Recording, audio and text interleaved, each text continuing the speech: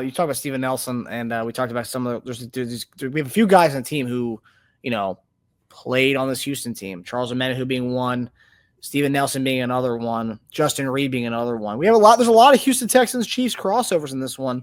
Of all those guys, I've seen some people say Charles Omenihu is going to have a game this weekend, and we don't know if Steven Nelson's going to play this weekend. But all the kind of Houston Texans Chief crossover guys. Who do you anticipate having the more game or the bigger game of the three? I guess I would say between Nelson, Reid, and Omenihu. I think Omenihu would be.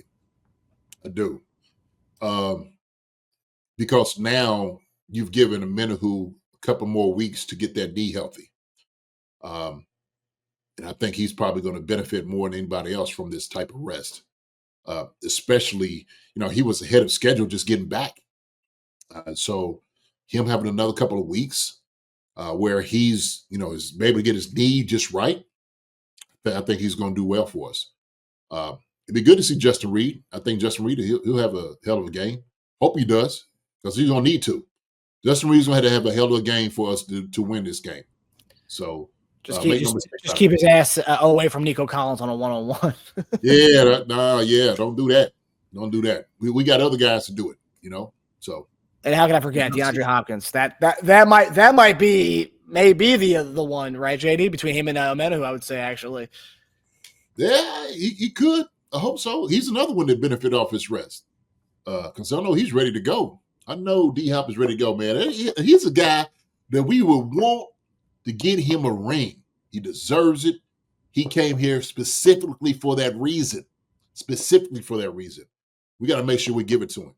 If we get in a tight spot at any point, Pat needs to be looking not just for just Travis, but also for D-Hop.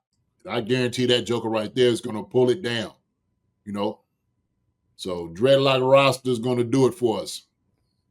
So. Well, that's the thing with D-Hop. Witchy Hall says it wasn't D-Hop's last playoff appearance with the Texans against us. I believe so. He might have had one with the Cardinals, but an early exit. But with his last Texans appearance in the playoffs was against us, and that game 24-0 comeback, baby.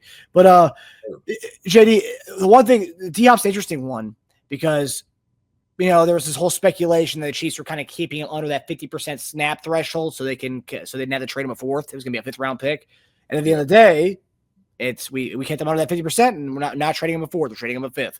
So we won that battle. But now that that's gone.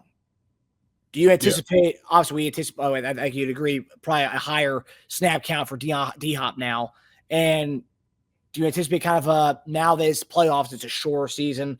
We don't know if this is it for D-Hop. Could be, might not be. But we'll probably see the most D-Hop snaps. Do you think going forward in this playoffs? Kind of just go out and put it all out there. It just depends. It depends on what we want at particular plays. What I've seen these past few weeks. And what I anticipate, especially during this playoff run, is we're going to have a heavy dose of Xavier Worthy, Hollywood Brown, and D-Hop. Not to mention, I'm just going to the question with New Life Every Day asks, do you think they're going to get Travis involved early and often? And I do. You have to get Travis involved early and often. You look for a guy to show up. One guy you can always count on is Travis Kelce. Okay, Kel's going to make sure he's going to get his. He's going to make sure everybody else is taking care of around him as well. So when you want to see another guy step his game up, go to a whole different place, Travis Kelce's the guy to do it. All right? He's going to get everybody else around him on the same page. That's what I'm saying, man. I'm just so excited. So offensively, man, those guys are going to be able to make plays. That is a hell of a lineup right there, Marcus. I'm just anticipating Hollywood Brown, Xavier Worthy, D-Hop, Travis Kelce, you got Noah Gray, you got also Kareem Hunt, and you got Isaiah Pacheco. And you got Patrick Mahomes throwing the ball to those guys, facilitating it. Sign me up, man. Come on.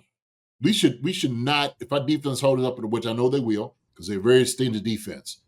All we need to do offensively, score 20 points, 24 points, we good. It's gold. We should be straight. Okay? We should be. People are pointing to Travis Kelce on Pat McAfee's show. 2 things of that. Obviously, what he said on there, he made a couple of good comments on there. But number one, He's got a playoff beard back, and dangerous things happen when Travis Kelce has his playoff beard, and that thing was full. I don't know if he's dying it still, JD, but that thing was nice and full and nice and dark. But he said on there talking about his age, and everyone always loves to talk about his age and regression. But on that podcast, he talked about on Pat McAfee's show, he said he's feeling 22. Obviously, a Taylor Swift song. Feeling 22. Yeah. But he says he's feeling young. He's the 3 weeks off, like you said, it was going to pay off dividends for a lot of the older guys in the squad, and one being him, and that's going to come out to be huge. Yeah. Look, and the guy will tell you how he feels. Travis tell you exactly how he feels. He feels like he's 22 years old. It's beautiful for us. It's beautiful. And it's just telling me right now that he doesn't have any serious issues as far as with his body, how he's feeling. Feeling 22 right now, I think a lot of it has to do with the playoffs in itself, okay? And knowing that they have a chance and opportunity to do something historic that's never been done before. So these guys, they haven't left or lost anything as far as like what the main thing needs to be, okay? The main thing is still the main thing, right? It's not about getting MVP of the league. It's not about getting all these different accolades that doesn't equate to having a Lombardi. A Lombardi is what that is, okay? Pure and simple. Want to make some quick cash and have fun during the NFL playoffs? Well, it's time to embrace your inner underdog. Over the last 3 weeks, we have given 11 selections, and we have cashed on 10 of those, predicting higher or lower on multiple different player statistics. So we are ready to continue this heater into the playoffs. So if you have yet to download the Underdog app, do so now and get free cash. Click the link in the description or use promo code CHIEFCONCERNS, one word, to claim your free pick plus first-time deposit offer up to $1,000 in bonus cash. It's NFL playoff season, so let's continue to keep the good vibes in 2025. I'm seeing some fans comment on our video from yesterday, some Texans fans, saying the Texans are going to shock the NFL world this coming weekend. Not as much as we had when we played the Bills and Ravens leading up to those games. There wasn't as much so far, at least. But when you hear Texas fans talking about that, and obviously in the back of our minds, we all think we're going to win this game. We're a 7.5-point favorite for a reason. Mm-hmm. What would be the kind of the perfect storm in your mind, based on what the pros and the things that the Stroud and the Texans do so well and defensively as well, versus what our defense and offense can be kind of susceptible to? Whereas what would be a perfect storm for the Texans to come out and win this game? And what should we, as Chief fans, what should be weary of when we're going to see this Texans game on Saturday? You know what? Perfect storm. Optimal thing for them to do, okay, would to come into Arrowhead Stadium, quiet the crowd, move the ball down the field, control the clock, keep the ball out of Patrick Mahomes' hands, and play good defense. I think it's what it's going to boil down to. And that requires, for them to get a whole lot of sacks. Turnovers is another thing as well. If we come out a little rusty, okay, from this thing, right? And I think that's what people want to see also as well, is they wanted to see if this layoff that guys have is going to be to their detriment, okay? Because you haven't really seen anything like this in I don't know when you could say guys getting that type of rest for this amount of time. And so they're hoping that that's what it is. It's going to be a lot of rust. The timing is going to be off. They're not playing at a high level. That's what they're going to be thinking. But for me, I don't quite see that, Marcus, happening for the simple fact that you got a guy in Andy Reid, okay, your leader, all right? And the leader is the one that makes sure that he captures everybody's emotions, their focus, and exactly what their agenda is. He knows that, right? So he understands all the things that we're thinking about, like the perfect storm, what could happen. They got to have a plan together. Like, look, we got to make sure those things do not happen. One thing we got to do, we got to protect the football. Period and point blank. What happened against the Chargers? But then all of a sudden, Justin Herbert throws 4 interceptions where they have 4 turnovers, right, during the game. And then he had 4, was it 4 or 3 that he had for the game? I think it was 4, wasn't it? Something crazy. Yeah, I Like think it 4 was total for turnovers, I think, for the entire game. Maybe not just him, but the entire game, which is hard to just to win altogether. Period. Okay. Uh, Another thing too, guys got to be able to make plays. You got to be able to stop some of those big plays. Nico Collins made some big plays, which propelled them to keep going. They got momentum, especially at home. And then, of course, yeah, it was 4. Thanks, Rick Ledoux. Thank you. Uh, that carried them all through. And so what ended up happening, they got momentum at the end of the half. They got the ball coming about the second half, but Joe Mixon was able to get off a little bit. So they was able to just kind of weather the storm, especially against a good pass rush like um, the Chargers have. So those are things that we know we got to be able to combat. And Andy does a great job of that. Not just Andy, but we talk about Nagy too. Of course, Spags with that as well. So we got to just keep our minds, together and understand these are the things we cannot do. We cannot allow. Okay, we cannot allow Mixon to get hot. We can't let Nico Collins just running around catching footballs all the time.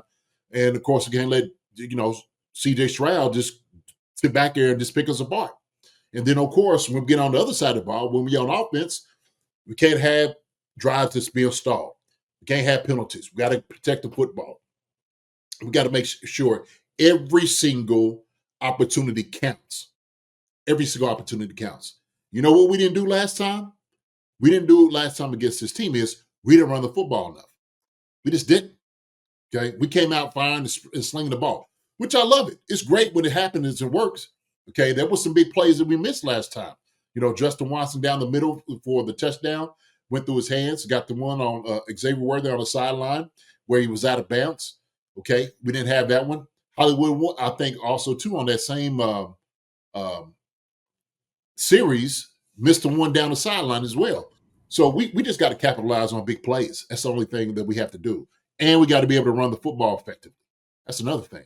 So my thing is, as long as we play within what we're supposed to play within, we're going to be fine. But we can't take these guys as just being like, it's just be another game or a preseason game. This is not that. This is not that whatsoever. This is playoffs. This is a whole different animal altogether. People need to understand that. So yeah, man, that's where I'm at.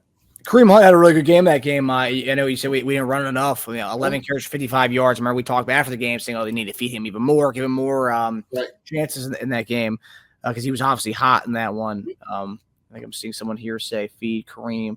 Yeah. Baca 87, unlock Kareem. I agree with you. Baca. Hi, everybody. Thanks for watching. Subscribe here to get the latest from the show.